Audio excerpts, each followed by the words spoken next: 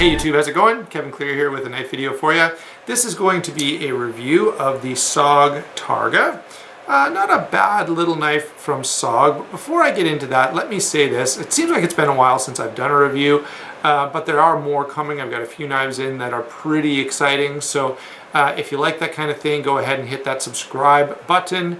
And also, let me say this. I'm at 1,800 subscribers right now, heading toward 2,000. When I get to 2,000, I am going to do another giveaway, so that might be a little bit of a motivation for you to go ahead and subscribe. Now, let's get back to the back to the knife we're talking about right now, and that is this Targa. And I'm going to tell you, by way of introduction, how this knife came to be in my hands. I saw it, I knew about it, and it was one of those knives where I was kind of curious, and they say curiosity killed the cat. This is a knife that I just really wanted to see what it was all about.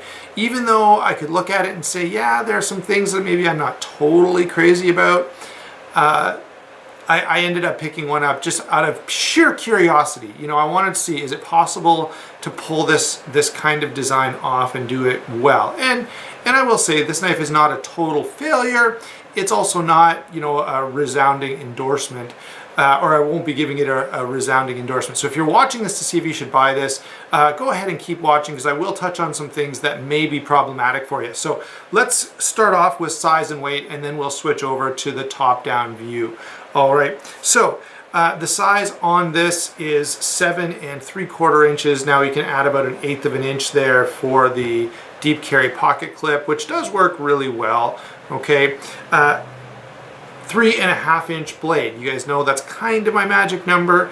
So even though this knife is a little under 8 inches, which to me is a bit small, because it still has a 3.5 inch blade, it's okay. I still consider it sort of a full size folder, but you could almost call it mid-size. Now, the handle on this is very short, so the blade to handle ratio is actually pretty good. This is only 4.25 inches, and I really feel like that's a success. You know, you've packed a lot of cutting power into a very small package here. Again, I'm going to bring up that there could be some things done better when it comes to that, but bear with me as we go through just the initial size and weight. Finally, the weight on this is 3.1 ounces, which is very good. So it's a very lightweight knife. Not as light as some others. You know, there's, you know, if you think of, say, the Benchmade 531, where it's similar size, very thin, but that knife only weighs just over 2 ounces. So at this size, you know, with a 4.25 inch handle, you can actually go a little lighter than this if your consideration is primarily about size when it comes to buying this knife. If you're just trying to buy a small knife, there are some others out there that you want to consider. Now, let's go ahead and switch over to a closer view. I'll talk to you in a second. Okay, so here we are with a closer look at this SOG Targa. Let's actually zoom in a teeny bit there. There we go. Want to go over some details with you, starting with this blade. The blade is VG10 steel, and SOG does do a good job. Whatever else, you know, I know that I've complained about a lot of SOG knives before, and I've got some complaints about this one. But let me say this, whatever you want to say about SOG, I have always found that they do a great job treating their steel. So they're getting great performance out of any steel you get from them. My experience has always been very good with their edge retention and the performance on their steel. Okay, this particular shape, I found it really useful. Okay, I know a lot of people don't like recurves. I don't have a particular problem with them. I often sharpen with the Spyderco Sharp Maker. Yes, it's true that if I set this up on my Edge Pro Apex, it's going to give me a hard time, but I probably just wouldn't bother. All right, and this is not a knife, you know, knives that I really love and have a lot of pride in. Those are the ones I put on the Apex to put a really mirror polished edge on. Okay, so coming back to this blade, I don't have a real problem sharpening these, and so to me a recurve is just fine, and in fact very functional. Okay, I will say I think this is a very attractive blade, in addition to being quite useful and in a very good steel. VG10 steel. I mean, it's not S30V, it's not S35VN or M390, but it is a very good working steel, and I think for most users you're going to be just fine. Now let's go and look at the lock. This looks like an arc lock. Okay, if you're familiar with SOG, you know that they have this arc lock that Let's see if I can get this to work right on camera. So you're going to pull this back.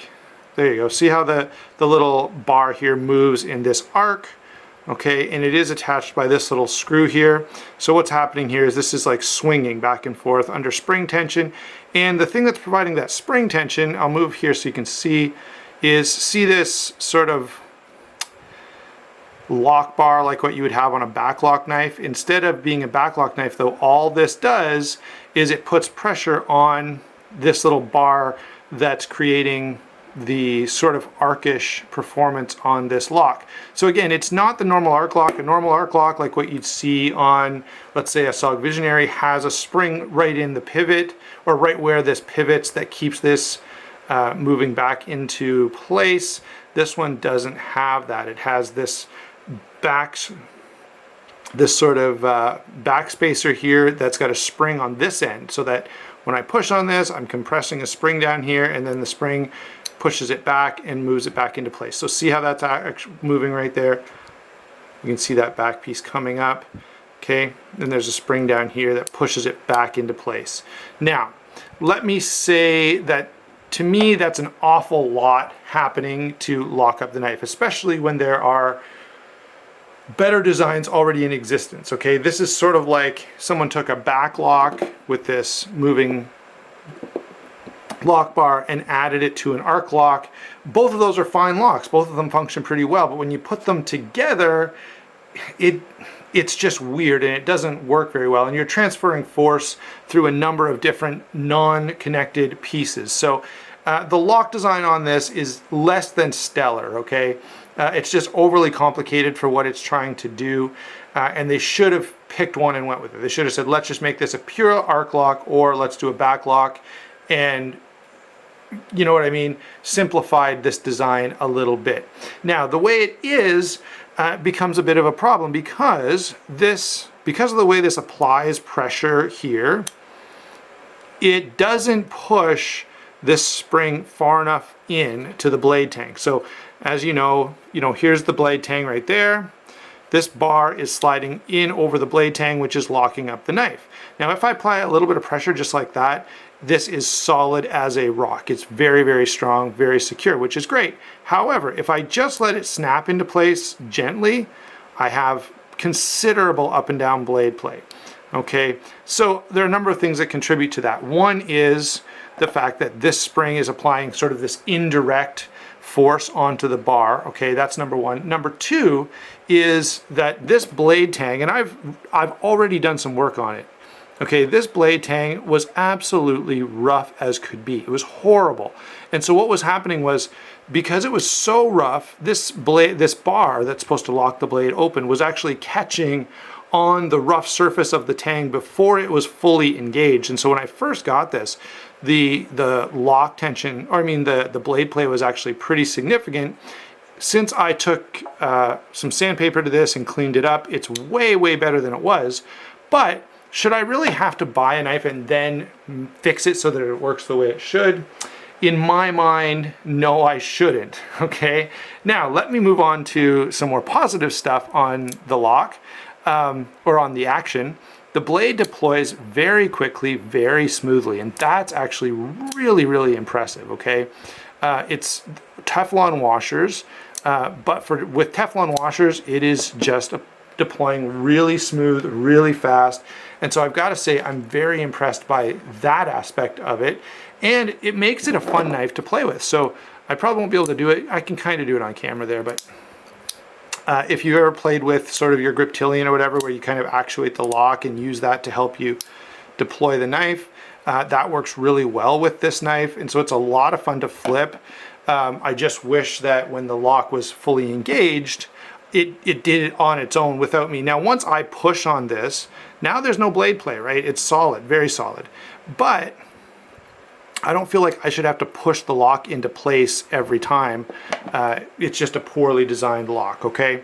So moving on from lockup and deployment, it's smooth, but it's just not the best design that I have seen. There are so many better, simpler ways of doing this that I really don't know why SOG would choose to do this the way that they did. Now, let's go on to the handle. The handle, as you can see, is very, very slim, and essentially You know, I'm going to leave it sitting like that for a minute so you can see. Essentially what they've done is they built a knife with stainless steel liners and then stopped at the liners, right? Instead of putting any kind of scales on here, they just were like, okay, let's be done now. This knife would really benefit from even some very thin G10 scales would make it much more comfortable and much stronger. Let me demonstrate here for you. I'm not squeezing very hard, even just a little bit of force, you can see does bend that very thin stainless steel. So to me, it feels like they could have either, you know, added a 32nd of an inch to the steel that they were using, like used a thicker stock, or they could have done scales, even very thin scales, and really had something good here. Or they could have even, if they were really, really pushing for, let's do a really thin, really strong knife, they could have gone the route of the broken skull, extremely thin, okay? This knife is thinner, but not that much thinner, okay? But this knife doesn't suffer from any of the lock issues or weakness that the Targa suffers from, okay? So in terms of the handle, it's very thin, yes. It does kind of look a little bit like an unfinished knife. I actually really like the way this looks, okay, and that's one of the reasons I picked it up. I love that blade shape. I love the kind of, I don't know, industrial look of these handle scales. All right, and it would have been nice if they had just used, you know, an extra, you know, 1/16 of an inch on these steel scales. They could have easily, you know, made thicker steel here and had still kept a very thin, very lightweight knife. Furthermore, as with some very thin knives, the problem becomes one of comfort. So I was cutting a bunch of cardboard with this and it was working fine, okay? So, you know, I'm thinking, hey, this knife is pretty good, but I thought, what would happen if I doubled this cardboard up or even tripled it or quadrupled it? So I started doing that and I'd fold the cardboard and two plies of cardboard all of a sudden became much more difficult. Not because the knife couldn't handle it, not because it wasn't tough enough or anything like that. I was really, really bearing down on this knife.